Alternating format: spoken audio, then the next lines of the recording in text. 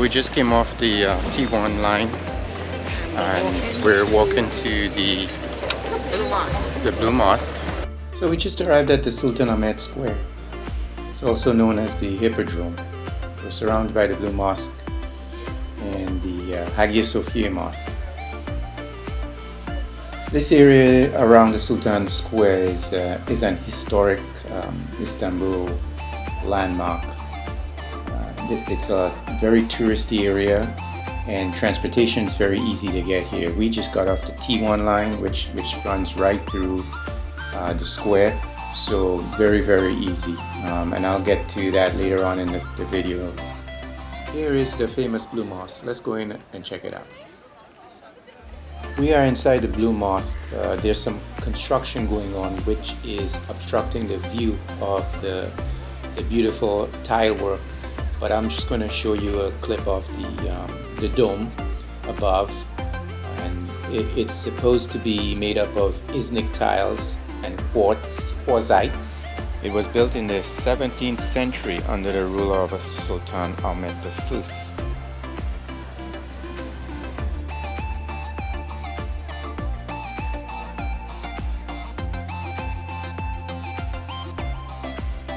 The structure in front of me is the Hagia Sophia Mosque. It was originally built as a cathedral for the capital of the Eastern Roman Empire in the 6th century and became a mosque in 1453 with the Ottoman conquest of Constantinople.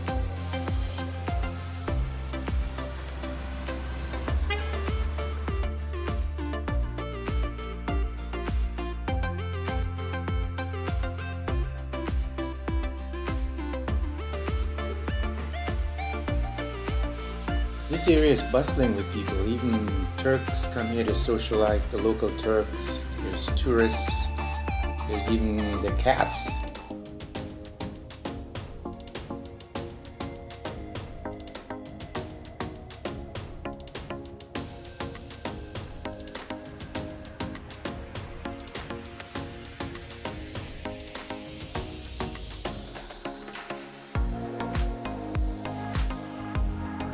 Check out some other structures in the Hippodrome area. Shari's going to read off some inscriptions and tell you about them.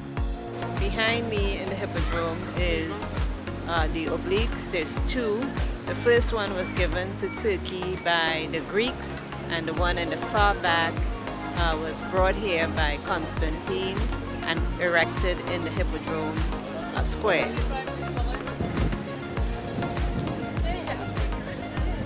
The best way to get around Istanbul is with the buses and trams. It's the most convenient way to see the touristy areas.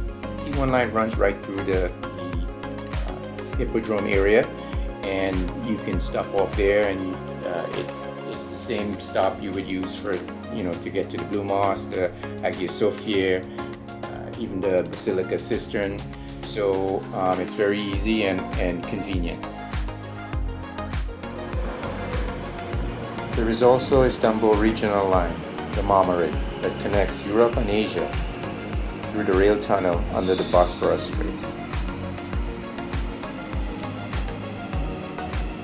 If you're in Istanbul for a couple of days, I suggest purchasing the Istanbul card. It's a refillable card that you can use to load money on. These cards can be purchased at several vending machines available at the entrances to stations that sell tickets.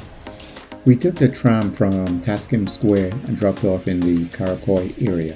It's about a 10-minute ride. Then we walked the rest of the way through narrow cobblestone streets with small, authentic shops. It's a bit hilly, but most of the walk is downhill to the tower. Here it is, the famous Galata Tower. Let's take a look inside.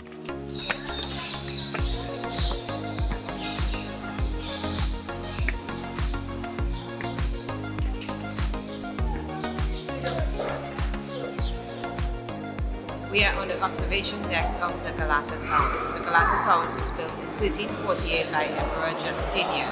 At one point it was converted to a prison during the Ottoman period. Today it's a top tourist attraction for cruise ship goers and visitors alike. The Galata Tower is one of the most prominent architectural gems. It welcomes thousands of visitors every year. It's located in the Beyoğlu district. The panoramic balcony encircling the top of the tower is totally unreal. You can observe the entire city of downtown Istanbul. On one side you have the endless beauty of the Golden Horn, uniting with the Bosphorus Straits. So we're walking through a street here. We're trying to find a street where they have all the umbrellas. I think we lost, but hopefully we'll get back on track.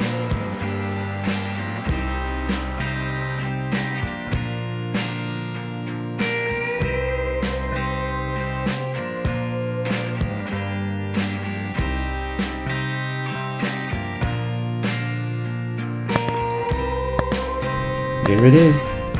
This street is a work of art. Very colorful and vibrant street. The correct name is actually Taksim Street. It's about 10 minutes walk from the Galata Tower.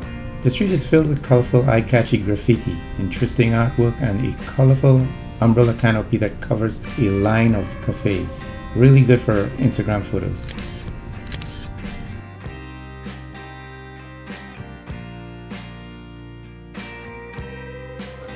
We just arrived at the Karakoy port. We're going to take the ferry over to the Asian side. We're going to be exploring over there today. We're going to explore the Kadikoy area on the Asian side today. And the best way to do that is a ferry ride over to the Asian side. You can use your Istanbul cart to get on the ferry as well. As I mentioned earlier, you can purchase those carts in the metro bus area, the train stations, or even some kiosks near the tram stations. If you're visiting Istanbul, Kadikoy is one of the most must-see places that you should not miss. Located on the Asian side of Istanbul, the city has very trendy neighborhoods with art spaces, bookshops, and many bars and shops. If you're spending time in Istanbul, I would recommend splitting your accommodations between the European and Asian side of Istanbul. I think it would be beneficial if you want to explore both continents. 1 hour from Izmir. We're on our way to Bergama. Bergama is one of our locations that was on our bucket list for a long time. In Bergama, we wanted to see the Acropolis, so we're gonna go up there, take a cable car up to the Acropolis, and do a little sightsee up there, and then head back down to the hotel in Izmir, which is about an hour's drive from the Acropolis. The sun is out now. We had some rain when we first started, but it's really nice and sunny now.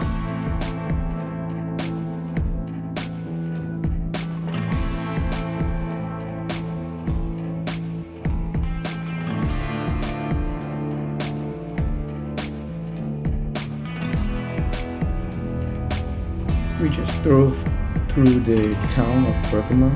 I believe it's a small town, the small town below the Acropolis ruins, and we're heading up to the cable car, which is going to take us up to the Acropolis.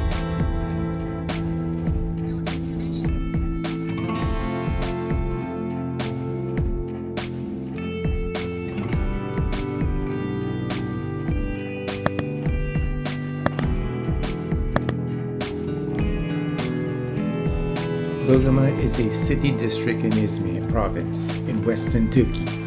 It is best known for the extensive ruins of Pergamon, and it is also a World Heritage Site.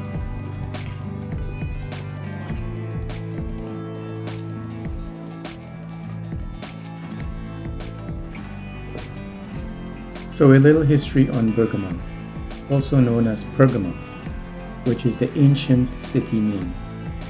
The city was founded in the 3rd century BC, located in the Aegean region of Turkey. The city is probably best known today as one of the 7 churches of Asia in the biblical book of Revelation. This site rises high above the Bakake Plain in Turkey's Aegean region and was a major center of learning in the ancient world. Monumental temples, theaters, gymnasiums, altars, and a library were set into the sloping terrain surrounded by extensive city walls. Later, the city became the capital of the Roman province of Asia.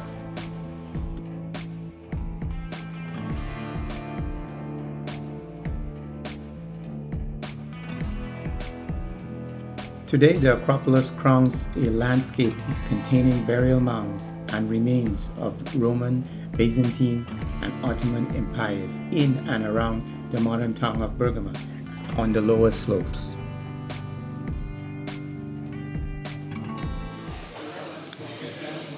We're having breakfast in the Swiss Hotel in Izmir. A wide selection for the buffet, complete with some lunch items, beans, and very, very high-end breakfast. Very delicious. Service is impeccable. Next is we are going to meet our tour guide in the lobby to head to Ephesus for the day. So we just got picked up by our tour company at the lobby of the Swiss Hotel, and we're heading out. We got a full itinerary this morning, so let's check out some of the stops we need. So one of our stops is the House of the Virgin Mary. As you first enter, you will pass souvenir shops and cafes. The first landmark is a baptismal pool. Then further up is the House of Mary. The House of the Virgin Mary sits on top of Mount Kouros near the town of Sultanahmet, very close to the ancient city of Ephesus in Izmir, Turkey, which is on our itinerary for today. Although the Catholic Church never confirmed nor denied the Virgin Mary's house to be a place of her Assumption, 3 popes have visited: Pope Paul VI in 1967, Pope John Paul II in 1976, and Pope Benedict XVI in 2006. According to tradition, Mary, the mother of Jesus, was brought here by St. John and spent the final days of her life. The house was officially declared a shrine in the Roman Catholic Church in 1896, and since then it has become a popular place of pilgrimage. We stopped at a couple of locations, including a family ceramic outlet. There we had the opportunity to see firsthand how Turkish ceramics are made. We also visited the carpet weaving outlet and also got a brief history of Turkish carpet making before we went on to the city ruins of Ephesus. And all these houses had a private entrance. In every house there was an atrium. In every atrium there were a few fountains. I want to give a shout out to our tour guide who, by the way, did a fabulous job in explaining in detail about the ancient city of Ephesus. Check out the info below for tour guide information.